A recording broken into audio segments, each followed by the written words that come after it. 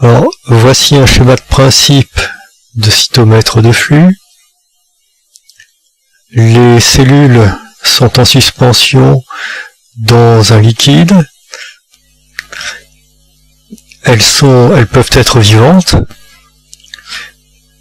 Et de l'air sous pression permet de faire monter le flux de cellules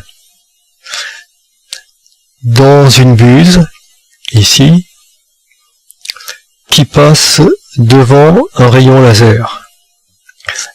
Et la buse est fabriquée de telle manière que les cellules, en principe, passent à ce niveau séparément, les unes après les autres.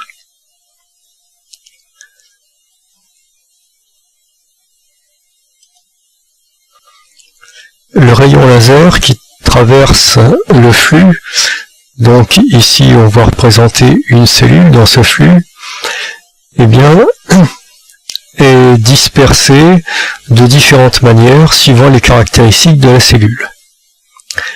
Il y a un détecteur qui est placé à peu près dans l'axe du rayon laser, et ce détecteur va permettre d'obtenir la caractéristique qu'on appelle FSC, Forward Scatter.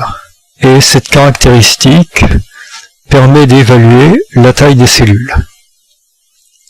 Plus la valeur est importante pour cette caractéristique, plus en principe la taille est élevée. Un deuxième détecteur, lui, est placé sur le côté, presque perpendiculairement au rayon laser. Il se trouve dans la zone de la lumière largement diffractée.